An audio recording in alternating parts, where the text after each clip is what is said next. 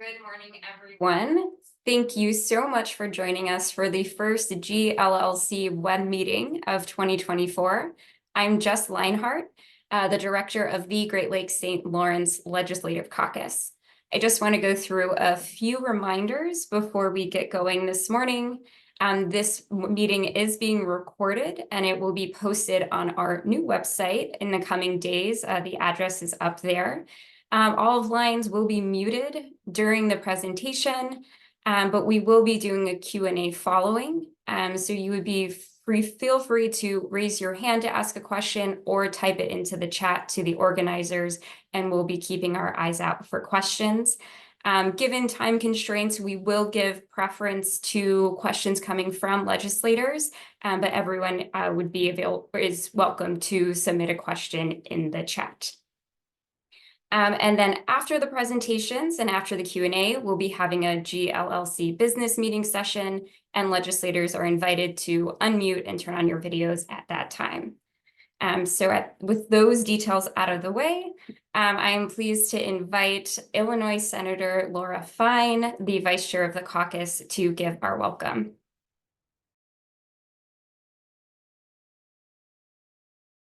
Senator Fine, you're on mute. Got it. Good morning, everybody, and welcome to our GLLC web meeting. Today, we're going to begin our meeting with the presentation about oil spill response on the Great Lakes. The presentation is part of the GLLC's effort to keep state and provincial legislators informed about environmental hazards and toxic substances on and in the Great Lakes and St. Lawrence River. Following the presentation, we'll have time for Q&A and a short GLLC business meeting. Legislators will also be invited to comment during our legislator roundtable. But first, I'd like to briefly share a bit about the Great Lakes Legislative Caucus. The GLLC coordinates regional action, provides education, and creates a space for collaboration for state and provincial legislators across the binational Great Lakes St. Lawrence region. We focus our work on the 5 policy areas on your screen and pursue our goals through webinars, task force meetings, our biannual Burkholz Institute, and our annual meeting. If you are a legislator and you would like to become a part of the GLLC, visit our website and fill out the form or contact Jess. It takes about 10 seconds and it's really easy to do, and it's an incredible organization. Any member can initiate a GLLC resolution for the caucus to consider adopting or start a sign-on letter to solicit regional support on a particular issue. We also have an upcoming Task Force on Climate Resiliency virtual meeting coming up on February 23rd, and mark your calendars for the GLLC annual meeting on September 9th and 10th in Duluth, Minnesota. Finally, I'd like to also thank our GLLC supporters, the Joyce Foundation and the Charles Stewart Mott Foundation. We greatly appreciate the support we receive from these foundations and the recognition that state and provincial legislators are vital stakeholders in the policymaking process in the Great Lakes. Again, thank you for joining us today, and I'm going to pass things back to Jess to introduce our featured speakers. Thank you so much, Senator Fine. I'll go through quick introductions and then turn things over. Amanda Greer grew up with a love for water, spending every summer on the Great Lakes with friends and family. Her love of the lakes, as well as the desire to be a public servant, brought her to the Canadian Coast Guard, where she has worked for 13 years, the last 8 spent in environmental response. In her role as the Deputy Superintendent of Great Lakes Marine Environmental and Hazards Response, she leads a team of officers who work to reduce the impact of marine pollution spills and hazards throughout the Great Lakes and inland lakes of Ontario. These bodies of water see many large ships, fishing vessels, barges, tugs, and over 5 million pleasure craft vessels annually. She is currently leading changes to integrate a new mandate under the Wrecked, Abandoned, and Hazardous Vehicles Act. Jerry Papille assumed duties as the Incident Management and Preparedness Advisor, 9th Coast Guard District in 2011. He also serves as the co-chair of the Region 5 Regional Response Team and co-chair of the Joint Response Team for the Canada-US Great Lakes region. Prior to this assignment, he served as the Search and Rescue Program Manager and the Chief of the 9th Coast Guard District Command Center, where he was responsible for the Command Center's coordination and oversight of the 9th District responses to multi-mission incidents in the 8-state Great Lakes region.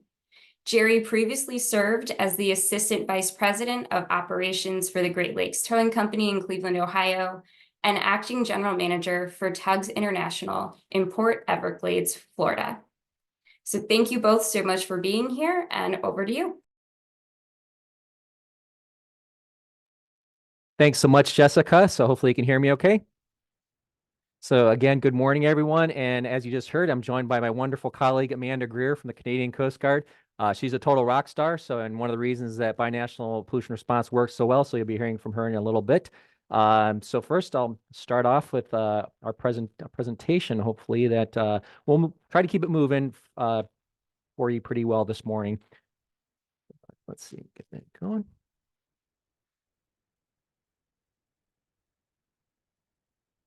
Oops. Okay, everyone see that okay? Yes. Okay, so what we're going to talk about today is binational pollution response on the Great Lakes. We're blessed to have what I consider one of the best jobs in the world, which is helping to protect this amazing body of water or bodies of water of the Great Lakes on the U.S. and Canadian side. So there's a very high-level headquarters-to-headquarters agreement called the Joint Marine Contingency Plan between the U.S. and Canada, and then there's specifically an annex for the Great Lakes. It's called CANUSLAC. So you'll hear us say that a few times: Canada, U.S. Lakes. So CANUSLAC, that's hopefully the only acronym you'll need to know today. So this is the last signing in 22 by our respective bosses here. I'll do a really quick high level of how we got here before I turn it over to Amanda to talk more specifically about the Canadian Coast Guard. So first in 1909, there was something called the Boundary Waters Treaty, and that established the International Joint Commission, which was sort of the formal recognition that these are shared bodies of water, really need to be managed binationally, from pollution to trade and all sorts of water quality things. In 1972, following many years of public expression of need to decrease pollution on the Great Lakes and elsewhere, the Great Lakes Water Quality Agreement was signed, and that included the first of the pollution annexes called CANUSLAC.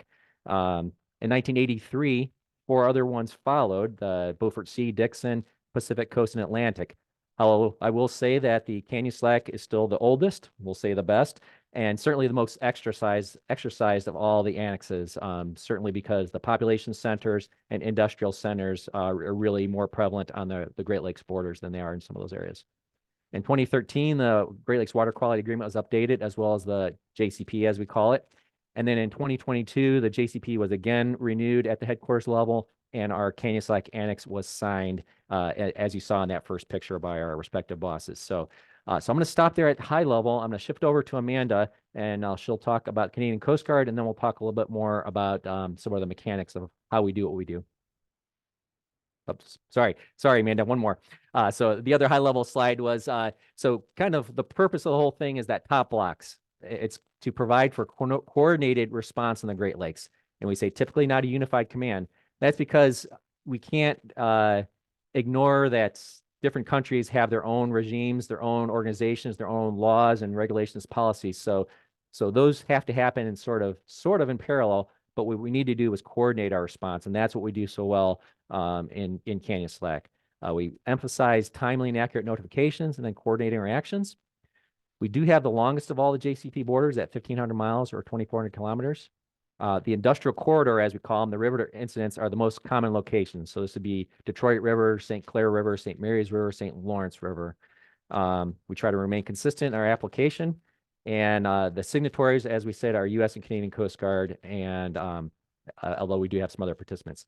So with that, I'm going to turn it over to Amanda. And again, she's a rock star, and she's one of the reasons that makes coordinated response go so well, because she's a total rock star and one of the finest response pollution officers I've ever worked with. So with that, I'll turn it over to Amanda. Thanks, Jerry. You're too kind.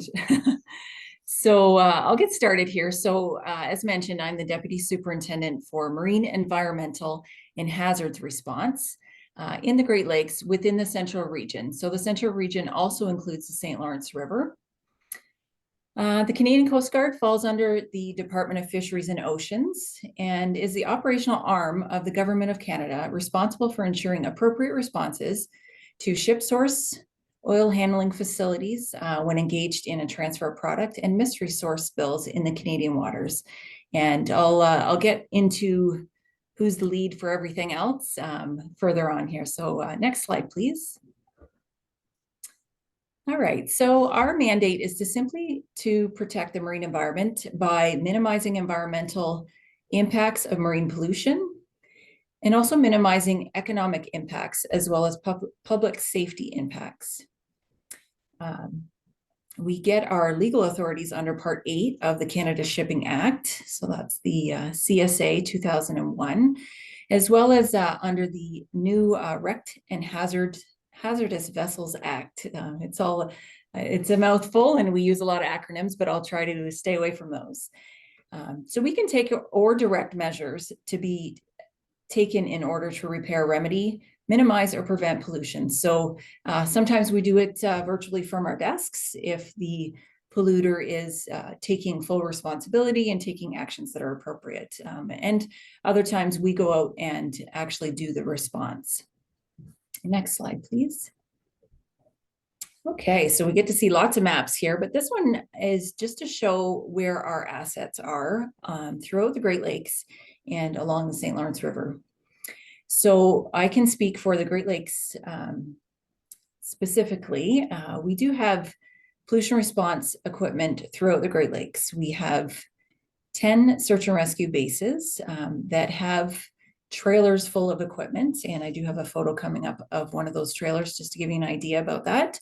And the search and rescue folks, the officers that work at those bases, get a training from our staff so that they can go out and respond, be the first responders, I guess. If we can't get there quickly, they can go out and they can start, setting out boom or doing an assessment for us. So those are scattered throughout the lakes. We also have a large cache of equipment in Sault Ste. Marie.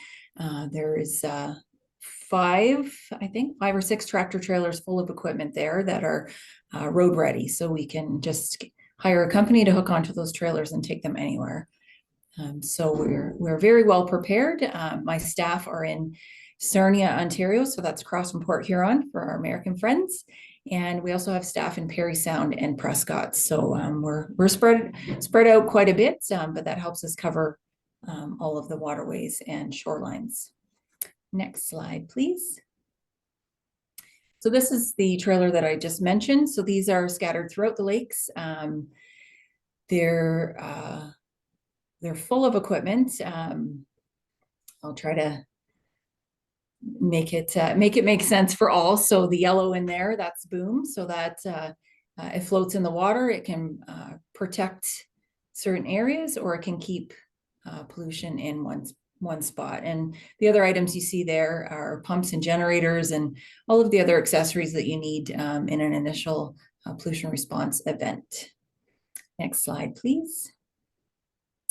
Okay, so this is my last slide here. So this just shows roles and responsibility.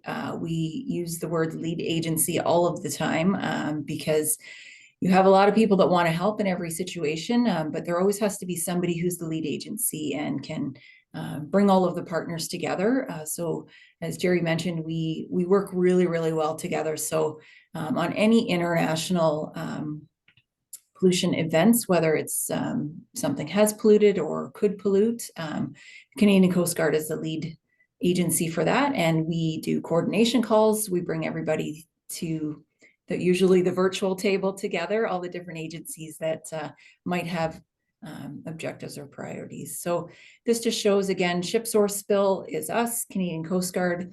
Land-based is the province. So it's either Ontario or Quebec, depending on where it is. Federal facilities is the Environment Canada. So even Canadian Coast Guard bases, the lead agency would be Environment Canada. As mentioned, mystery and international is Canadian Coast Guard. Oil handling facilities. So we get involved when there's an actual connection from the facility to the ship. If there's product being, offloaded or or being sent to the vessel, then we get involved there. Otherwise, it could be Environment and Climate Change Canada or the province. And Offshore Platforms is the Canada Energy Regulator. And that's it for me, I think. So back to you, Jerry. Hey, thanks very much, Amanda. So moving over to the U.S. Coast Guard, a lot of similarities in what we do. Mandates, as called in Canadian side, are regulations or federal law.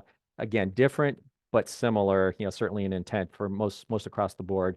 Primarily difference with the U.S. Coast Guard. We are a uniformed service, one of the military services under the Department of Homeland Security, and we do have 11 statutory mission areas that some are. Obviously we're talking about pollution response here, but search and rescue, ice breaking, ACE navigation, some of those which Canadian Coast Guard does as well. But law enforcement, defense readiness, things like that as well. So what you see here is our largest Great Lakes cutter called the Mackinac out of Sheboygan, Michigan, deploying a pollution boom right off the coast of Cleveland on Lake Erie. So here's the force laydown. You can see the yellow star. That's where I'm at. And that's not my star. That's the boss. But our headquarters for the Great Lakes is in Cleveland. And then we have 4 sectors that run operations for our subunits. One in Buffalo, one in Detroit, one in Sault Ste. Marie, Michigan, and one in Milwaukee, Wisconsin. Underneath there, we have many units. You can see stations. Typically, those are multi-mission stations, typically doing search and rescue and law enforcement. We have 2 air stations with H-65 and H-60 aircraft. And then we have 10 ice-breaking cutters that also do ACE navigation, and then a variety of other support units and multi-mission units throughout the area. You see NOAA Great Lakes Environmental Research Lab in Ann Arbor highlighted there. One of the things we have co-located with NOAA GLLC is the Coast Guard's Great Lakes Center of Expertise for Oil Spill Response, which is a new entity with a few people there and a couple also located up in Sault Ste. Marie, Michigan. They have specific mandates to look at freshwater research and oil spill response, testing of equipment and training and things like that. So that's fairly new in our force laydown here in just the last couple of years. So the Canyon Select Annex, it is a document. So it has several sections that you can see. Area of coverage, which is the geographic area which you've been looking at, the Great Lakes. The responsibilities, kind of laying down binationally who does what. The pattern response, organizational structure, and then something we deal with a lot, which is the notifications, activations, and deactivations. So in kind of a given year, and that standard year, I would say probably somewhere in the neighborhood of 10 activations would be kind of normal. I'm looking at Amanda, see if she agrees with that. Sometimes we get more notifications. Typically, if there's something reported that could be a pollutant that could impact both sides of the border, typically is going to get a notification, even if there's not action actively needed to be taken by both. So we may do a notification that doesn't end up into an activation. And then certainly once a case is done, a deactivation. Some of the other things that are addressed in here are customs and immigration clearance, coasting trade laws, exercises, and then we have some subsections about communications and things like that. So that's what's actually in the annex. So Amanda talked a little bit about who does what on the Canadian side. On the U.S. side, it's broken down a little bit differently. It's by essentially geographic boundaries. If a spill or a threat of a spill is threatening the coastal zone, which is basically the water side of the Great Lakes and tributaries, kind of with the adjacent shorelines, it's a Coast Guard pre-designated on-scene coordinator. Spills in the inland zone, so these would typically be federal waterways inside, typically a state. Those would be the inland zone. So the Illinois River, for example, most of the tributaries upstream of the first bridge or highway or something like that, those would be in the EPA zone. And then other waters of the U.S. and U.S. states would be certainly in the EPA zone as well. So again, broken down a little bit differently. So, but I also want to point out the background picture here. This is what we mean when we say international. This was a spill response exercise in the St. Clair River. So I'm taking that picture. I'm standing on the U.S. side. You're looking at the land on the Canadian side, and we're putting out boom, and you have boats that are essentially right on the border. So when we talk about rivers, especially, that's what international means. Is there's if it's going to affect one, it's going to affect both. So that's and we take that very seriously. So again, the signatories are the Canadian Coast Guard and the U.S. Coast Guard, but these are the other members who typically meet with us, interact with us, come in on a case-by-case basis, depending on what the source of it is. So you can see Environment Climate Change Canada, Ministry, Canadian Energy Regulator for typically pipelines. On our side, we also have EPA 3 regions, New York, which covers the Region 2 covering the New York shoreline, Region 3 covering Philadelphia, the Pennsylvania shoreline, and then Region 5, which is the other 6 states in the Great Lakes. And we have a U.S. NOAA, National Oceanographic Atmospheric Administration Scientific Support Coordinator that assists us with trajectories and things like that. Environment and Climate Change Canada does similar things for the Canadian side. So really the action verb in joint or coordinated operations is coordinating. So going back more than 10 years, this region created something called the International Coordinating Officer. After many years of kind of working these cases, figuring out that you need somebody that can actually be this coordinating element. Typically, if you're involved with a state or provincial response, you may be using incident command system, and you have liaison officers and things like that. The ICO is kind of that and more. It's somebody with authority and responsibility. On the Canadian side, it's typically a senior response officer. Say Amanda is one of the best ever. It's fantastic. For a U.S. Coast Guard side, typically a response department head at a sector or somebody on our assist team. Essentially becomes a deputy incident commander that's embedded in the other nation's ICP. And we can either do that virtually by phone, or if it's a bigger incident, we'll do that, or exercise, we'll do that in person. And really the key here is the person who's executing this has to have that authority and knowledge, and definitely a knowledge of the other nation's response regime. So you kind of need to be an expert at your own and know the other countries as well. So what do we do? Typically, Amanda mentioned really, we do a lot of these virtually. So if it's a lesser incident, we'll say one that's either a potential that hasn't actually released oil or pollution, or a smaller release that's very manageable, we'll typically do this virtually.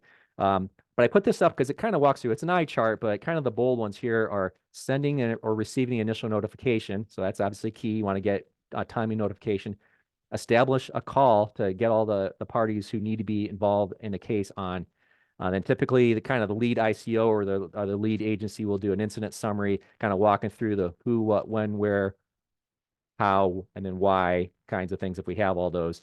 And then we kind of go through and get who's doing what, state the actions and kind of coordinate those.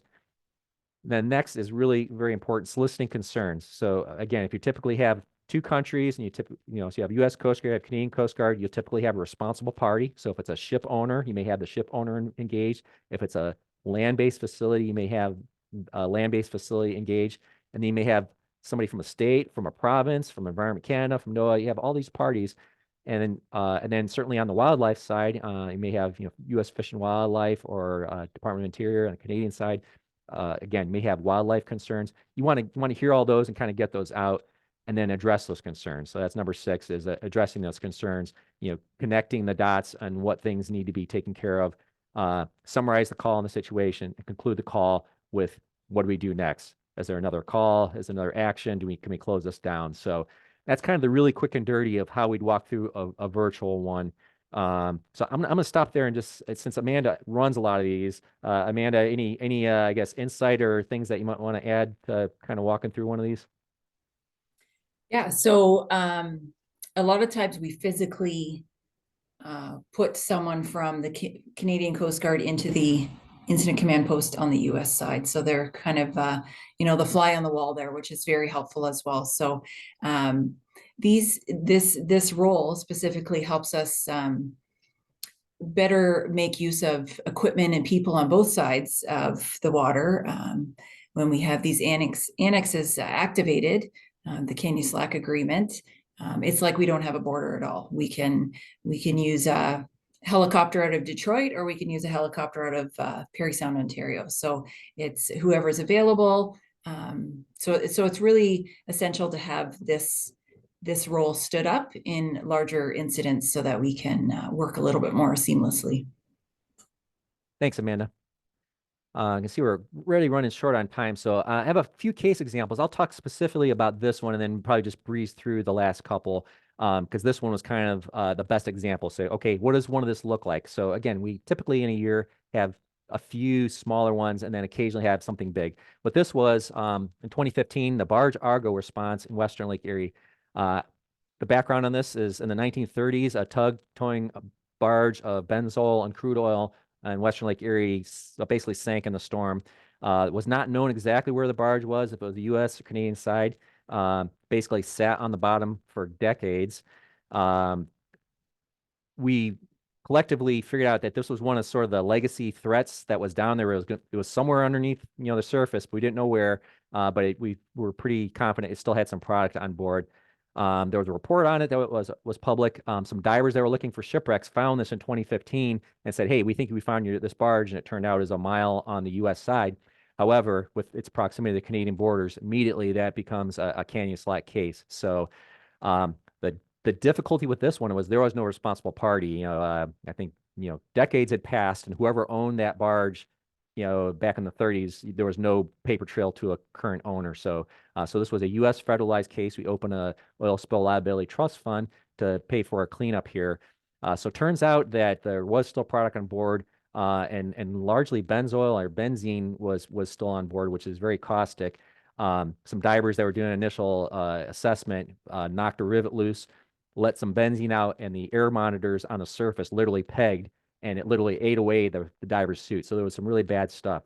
So the federal response and the canyon slack response, basically we set up an incident command post in Toledo. Canadian Coast Guard actually sent an ICO team. So we had a lead ICO, but we also had other people to assist, and basically to coordinate those actions, to find out the trajectory. If you see this bottom right picture, that's what we call a trajectory. Where do we think that if there's a pollution release, where is it going to go based on winds and water currents? Okay, what sensitive areas need to be protected both on the U.S. side and Canadian side? And then we kind of went through the specifics of contracting divers to go down and remove the product using something called hot tapping, which ended up taking weeks and weeks. There was bad weather involved, but it was very highly successful. We were able to remove basically all the remaining product, and then some of the tanks just had water on board, without further damage to the environment, without any other injuries or anything like that. But it was absolutely key to have Canadian Coast Guard in the U.S. Incident Command Post, as this was a U.S. led. Sometimes it's just the opposite. Sometimes it's Canadian led, and there'll be a U.S. embedded in. But it really just showed how, as Amanda says, you make the border go away on these cases, because we have common interests, common responsibilities, our own legislative and mandates, but we're able to kind of make the border go away by working very cooperatively together. So again, a highly successful response. The barge is still down there, but just like other shipwrecks, it's just empty. It's full of water. So a great success story under the canyon slack part. So again, no, we're running out of time. A couple other ones. 2019, this was sort of what we see very typically year to year, is a cargo ship going aground in some of these connecting channels. So this is the Right Honorable Paul J. Martin in the St. Lawrence River. And basically what you're looking at, part of it's sitting in U.S. waters, part of it's sitting in Canadian waters. So again, it immediately becomes a binational case that needs to be worked. So kind of getting to the end of this one, there was no release, but working Canadian Coast Guard, U.S. Coast Guard, the St. Lawrence Seaway Management Corporation, St. Lawrence Seaway Development Corporation, kind of working cooperatively with tribes in the area, the state of New York and the province, are able to get this vessel moving without pollution, without holding up traffic. Another 2019 was a fire on a commercial vessel in the Detroit River. So again, it didn't release pollution, but it was a threat of pollution because you had basically a ship adrift in the river burning. Again, a very coordinated case. This had a lot of threads to it to, again, it starts in U.S. waters, drifts into Canadian waters, ends up reflashing, but you need to find a place for it. So again, working Canadian Coast Guard, Amanda, some of the team of the Port of Windsor, U.S. Coast Guard, and the responsible party, able to get that tied up, the fire put out, stop any, before there was any release of product into the waters, finished up by December of that year. So. And then a similar case in 2023 we had last May, the motor vessel Cuyahoga in Western Lake Erie. So this one is the opposite. This was a Canadian-led case. It was in Canadian waters where the U.S. was assisting. So it started as a search and rescue case, as many of these fires do. I certainly want to take care of human life first. Literally, the crew was making preparations to abandon ship as the onboard ship firefighting wasn't initially successful in extinguishing the fire. To make a long story short, eventually the fire was extinguished. Now you have a pollution threat, again, in Canadian waters. U.S. providing through ICE, the International Coordinating Officer, advice and some assistance for the Canadians who ran the case. Great. They got the vessel towed into port where it was able to be salvaged, fixed, and put in back into service. So again, a really successful response. And again, these are just some very quick examples of coordinating in a way that you make the border go away. I often joke that, calling Amanda or her team is as easy or easier than calling another U.S. Coast Guard unit, because they're so amazing. They're forward-leaning, proactive, knowledgeable, and cooperative. So really when sometimes people ask me what keeps me up at night, it's never the cooperation with Canadians. That's always one of the things that's just a given, because they're such amazing operators and cooperators. So just kudos to them and the team on that side. So, and again, just a couple minutes here. So besides actual incidents, we typically do exercises. Often we'll do a big one every year. Requirement is really for every 4 to 5 years, but we try to do it more often than that. This is one in the St. Lawrence Seaway. You can see right there where, again, it's the New York side, but the Canadian side is just a couple degrees to the right there.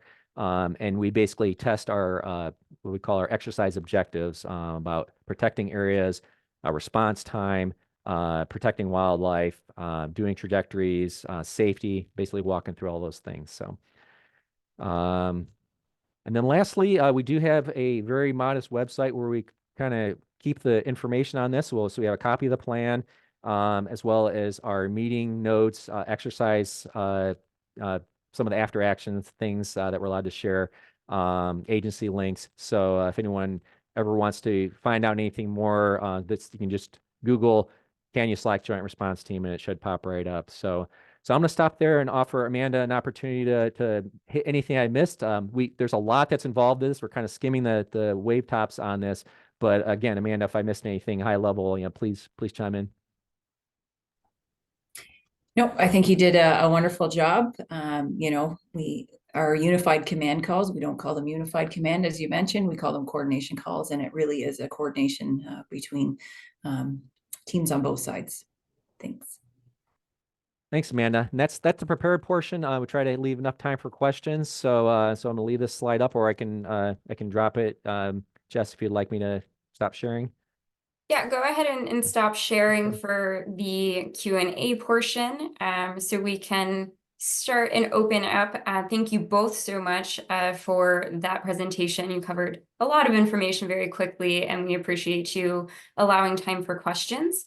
And just for a note for folks, legislators, feel free to raise your hand and be recognized to ask a question, or send me a question over in the chat. I already have a few to start with coming in. And so I think this one would be for both Amanda and Jerry, and talking a bit about how the response and notification occurs at the local level or the low level of state legislative districts or ridings in Canada. So kind of how do those notifications usually come out if a legislator or an MPP or an MNA had a question? Where would they go first? Is that the state or province, or to your team? So if you could just maybe in a general sense, I know that it might differ upon the specific situation. Yeah, I guess I'll start.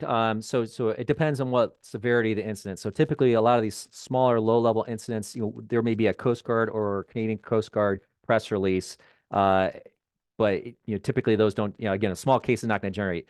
A case like the Argo, we literally had the Canadian ICO team and our team, I won't say developing joint press releases, but basically coordinated press releases. So basically making sure that we all know, okay, this is what we think's there. This is what product, how much product is there.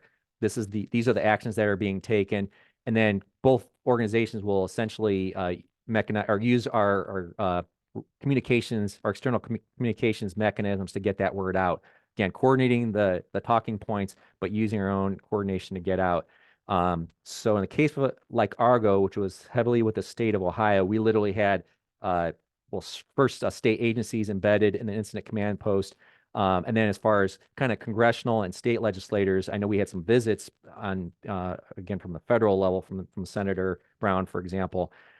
But as far as where they can reach out to, typically starting with our external affairs shops, or I think I'll let Amanda talk for their Canadian Ooh. Coast Guard. But again, Oh typically my gosh. Okay, yes. okay. No. I think somebody's got a hot mic there. So again, but starting with our external affairs, and then typically they will get you to a subject matter expert to talk about. So if you have a specific question about, spill response, or what sensitive areas need to be protected, or who's doing what, or who's responsible for what, our external affairs will typically get you to a subject matter expert, which oftentimes will be me or one of my team. So again, I'll let Amanda speak for on the Canadian side. Yeah, so if there's a larger incident, we have a national incident notification procedure. So that goes up the chain and eventually gets to the commissioner's office. So that's Commissioner of the Canadian Coast Guard. We also get our communications folks involved from the Department of Fisheries and Oceans. So you can also reach out to them as well. Great, sounds good. And then I had a question that come in about line 5. And so I believe there would be different areas that we're talking about of potential crossing where line 5 is in the Great Lakes and has goes between the US and Canada. So can you explain what line 5 transports and any concerns you may have surrounding it? And what would that response look like if the line bursts or leaks? I guess, Amanda, I'll start with that. So I've had the pleasure, quote unquote, of being part of the both Michigan Pipeline Safety Advisory Board as well as the Coast Guard's action officer for Line 5 for about the last 12 years. So great question. So just very high level, Line 5 takes product from the oil sands of sort of northwestern Canada. Typically, the product that comes out has to be diluted, so typically with a diluent of benzene or something like that, so it can flow through a pipeline. So that crude goes through line 5, comes to Superior, Wisconsin. There's a line that goes down sort of the Wisconsin side, and then line 5 that comes across the Upper Peninsula of Michigan, crosses the Straits of Mackinac, in through the state of Michigan, joins back up with line 6, goes underneath the sort of Sarnia area back into Canada. So typically what it transports is crude, but it can be different kinds of crude, and that can change on a daily basis. So the owner of the operator of the pipeline is Enbridge, but the products are owned by different people. So it could be, sometimes it's propane, sometimes it's heating propane that gets discharged to storage and transportation facilities in the Upper Peninsula, and Lower Peninsula, and in Canada. Other times it's it's different types of crudes, and the kind of chemistry that changes again on a day-to-day basis. So, but bottom line is crude. The one thing that doesn't go through there is non-floating oil. The state of Michigan and Enbridge signed an agreement to not pump non-floating oil through line 5. So theoretically, if there's ever a release of line 5, you won't get oil that sinks in the bottom; it'll float. So again, we never hope for a spill, and so far, knock on wood, we've been fairly fortunate that we haven't had major releases into the coastal zone. Over the 60 some years that line 5's been in operation, there have been releases in different locations. Again, fortunate that it hasn't been in the coastal zone. But as far as what a response looks like, so first, the pipelines are regulated by U.S. Department of Transportation on our side, PHMSA, which is Pipeline Hazardous Materials Safety Administration. So they oversee sort of the regulation and operation. The Coast Guard's piece of that is we are pre-designated spill response in charge if a release happens in the coastal zone. If it happens in the inland zone, again, it's EPA. On the Canadian side, the Canadian Energy Regulator is sort of the parallel with that. But as far as what the response looks like, or any major response, so it could be a spill from a pipeline, it could be a spill from a ship, it could be a spill from a facility, but a large spill typically, there's something called an area committee on the U.S. side that meets regularly, that has an area contingency plan. It says, what do we need to protect in our area? What notifications do we need to get made? What comes to bear on response? As well as the facility operator. So Enbridge, in this case, has a facility response plan, which has, okay, where is our response equipment located? Where are our shutoffs? How does all that happen quickly? Okay, how quickly do we need to get response gear to a location? And then everything flows down from that. How pollution response works on both sides is it's the polluter's responsibility first. So we call it a responsible party, or polluter pays. And so in the case of Enbridge or a shipping operator, they have to enact that plan that they already have, and it's already approved. It says, okay, we are bringing this equipment this quickly to these locations with these people to manage that spill response. Our responsibility, as well as Canadian Coast Guard or SUR, if they happen, the Canadian Energy Regulator, is to make sure that happens. On the U.S. side, if the responsible party either isn't taking action per their plan, or their plan is lacking, or if you can't identify a responsible party, if it's a mystery spill, we can federalize the case. So the U.S. Coast Guard will directly take over operations. We'll hire the contractors, we'll oversee everything, as opposed to overseeing the responsible party. So we typically have, I mentioned these exercises, we typically do what we call area exercises or facility exercises or vessel response exercises throughout each year. We do quarterly notification exercises and drills. And then periodically we do what we call a full-scale exercise where you literally bring all the equipment shows up, all the people show up, and you kind of hash it out and say, okay, if we had one of these, here's what we do. A common thing you hear at these is you don't want to exchange business cards at an incident. You want to do that at the exercise or at the meetings, at the area meetings ahead of time. So it's really a team sport, and it's complex, but at the end of the day, we get everybody pulling in the same direction, which is we want to, once a release happens, to absolutely minimize the impact that can have on environment, on species, on human life, on economics and environment. So that's our goal. So Amanda, I don't know if I missed anything, if you want to join in. No, awesome. You're very educated in the pipeline discussion, so grateful for that.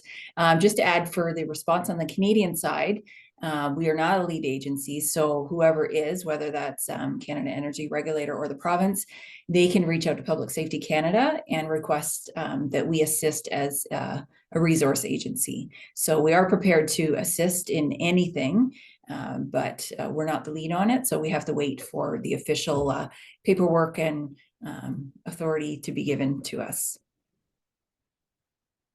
Thank you both. Their question has come in regarding climate change and how that factors into your planning processes. So this would be for both, or for joint CANU/SLAC, I believe. So are there any discussions you're having, or preparations or changes that you're expecting on the amount of responses, if I can extrapolate from the question, or what have you, that you're expecting to have in the Great Lakes? Or are there areas where you would expect there to be more incidents or less, depending on how water levels change and other expected impacts of climate change? I can go first, or Amanda, here. All right, I'll go first. So first, for the 2022 signing of the U.S.-Canada Joint Contingency Plan, for the first time, there is some language in there that, about basically, I guess, first observing and watching for climate change impacts on our world of work. I'll just say, kind of to date, it's not like we're seeing any kind of systemic change in the number of cases or things like that.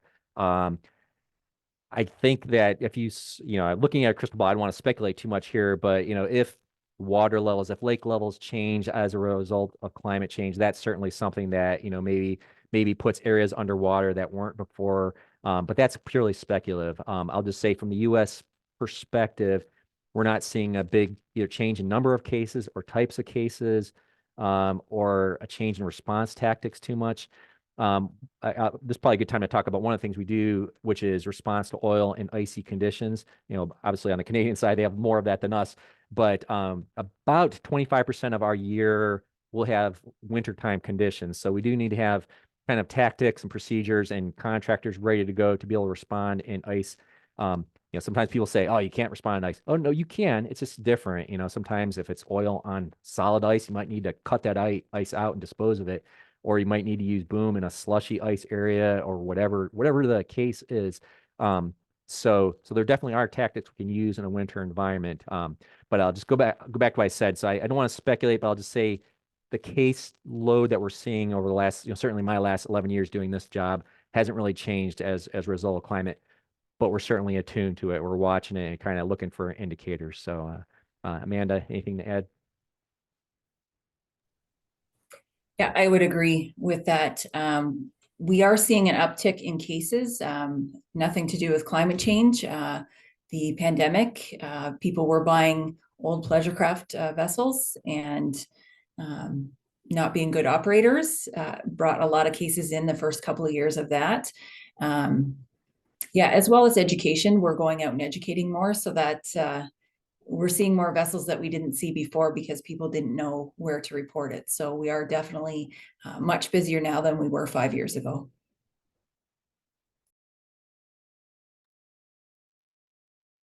Okay. Well, are there any other questions? I'll do a last call on any questions or follow-ups. But thank you both so much for your presentations and for taking our questions. This is really helpful, and we hope the beginning of a good conversation. And Senator Ellman, are you raising your hand, or are you just saying thank you? Okay, you're just saying thank you. Okay, and so at this point, I think we are going to transfer over to our business session portion. So thank you very much, Jerry and Amanda. We appreciate you being with us. And I am going to turn things back over to Senator Laura Fine to take us through a couple points on our business meeting. Great. Thank you so much. And thank you for that really insightful presentation. I think I'm saying for myself, I know I learned a lot, and I think everybody else did as well. And again, that's one of the benefits of GLLC. So first, I'm going to give you a report on some executive committee activities. The GLLC Executive Committee conducts business throughout the year on behalf of the membership. The executive committee includes the chair and the vice chair, a member from each state and province, and our past chairs, plus our task force leadership.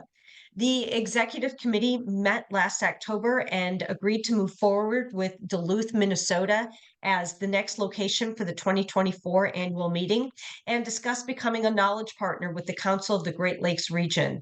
Additionally, the committee continued discussion of a resolution from the 2023 annual meeting to move towards formalizing tribal nation and First Nation participation in the GLLC. The next executive committee meeting is next month. At that time, we will take another look at the resolution. We'll start discussions about the 2025 Burkholz Institute topic and review a statement of shared U.S. Great Lake priorities with other Great Lakes organizations. And with that, I'm going to pass it over to my colleague in the Illinois Senate, Senator Laura Ellman, to report on the Task Force on Climate Resiliency. Thank you, Senator Fine. The Task Force on Climate Resiliency has crafted a strong set of draft policy recommendations for meetings held in 2023.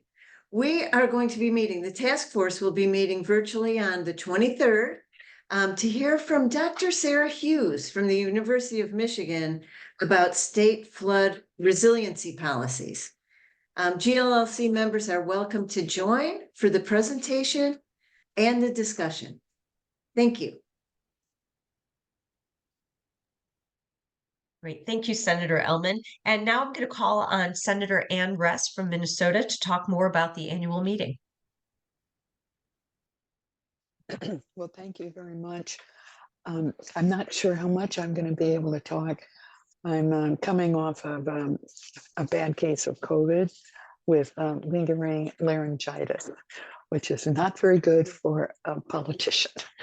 But nevertheless, I hope that you can hear my voice. But we are so excited about having the annual meeting in Duluth on Monday and Tuesday, September 9th and 10th. I'm very pleased, especially in reaching out to a number of people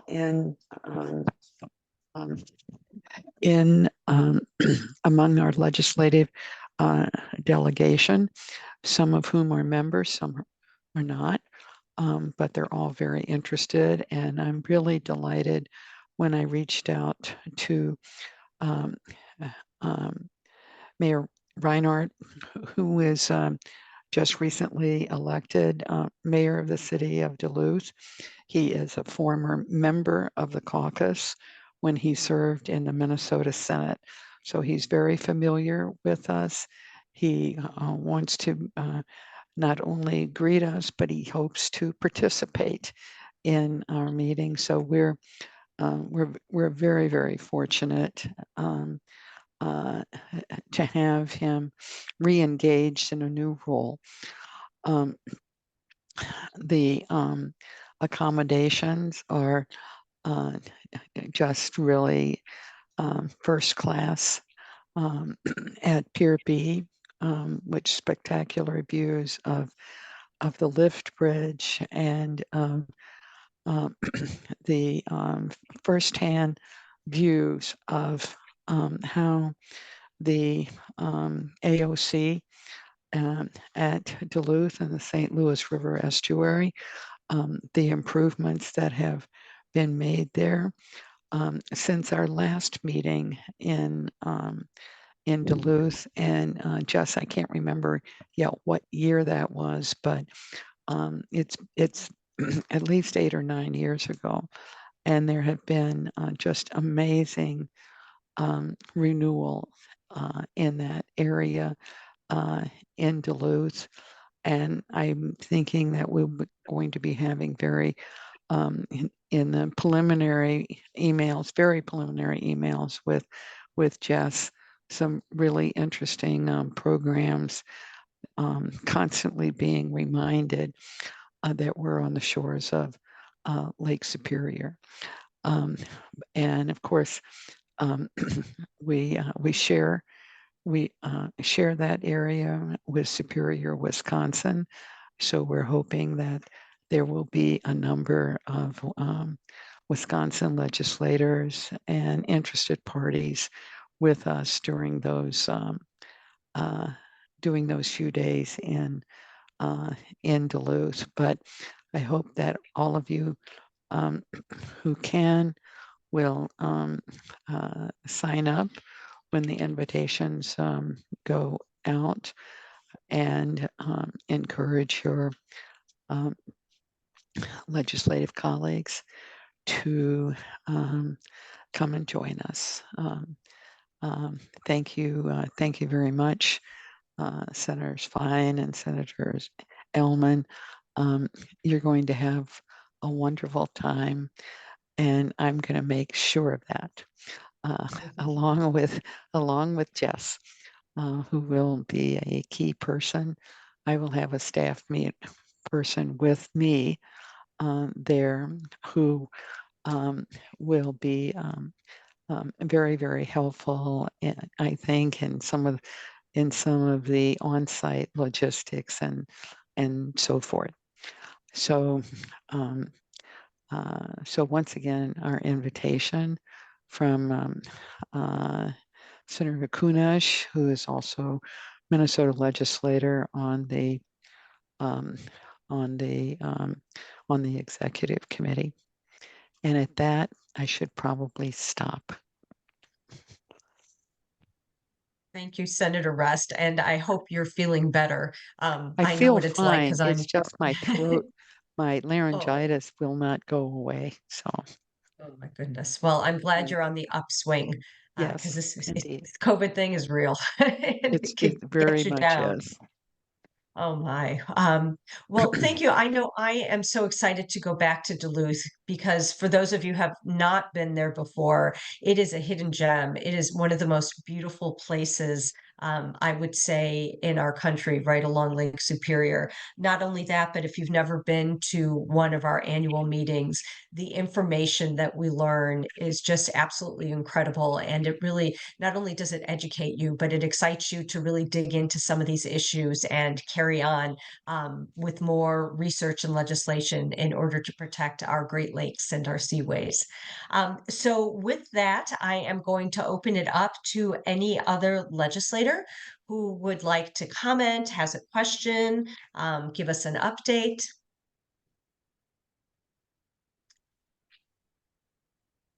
I think Jess, you have the list in front of you. Yes, so I will see if there's any hands, but this is a function we used to do during our web meetings and had gotten away from, and we'll be going back to in future meetings. So if there's a piece of legislation that you want to talk about, a question you might have, idea for a future topic or questions about our meeting, this would be a place to provide that or ask those. And we will keep doing this as part of our web meetings, and something to think about as you're going through your work. I have Oh. something further.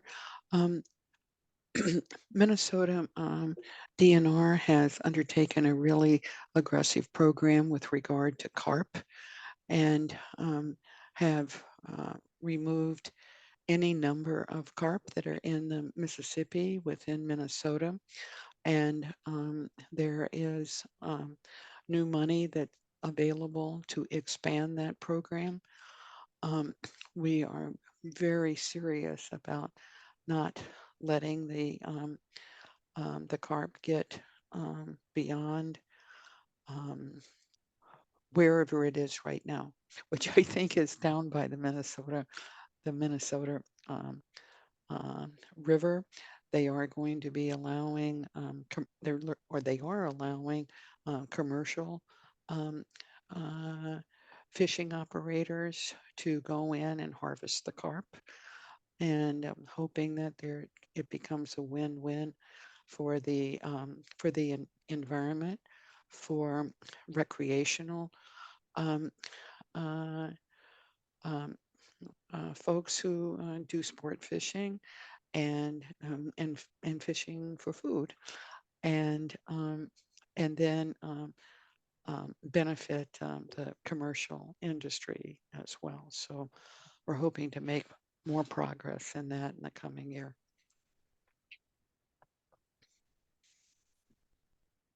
Thank you so much, Senator. I think, yeah, we have that included in our tracker. A lot of those funding activities that Minnesota has been doing with the programs are very interesting.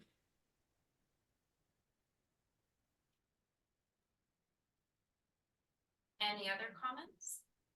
Seeing no hands up, I will then turn it over to Senator Fine for any last comments before we end on time.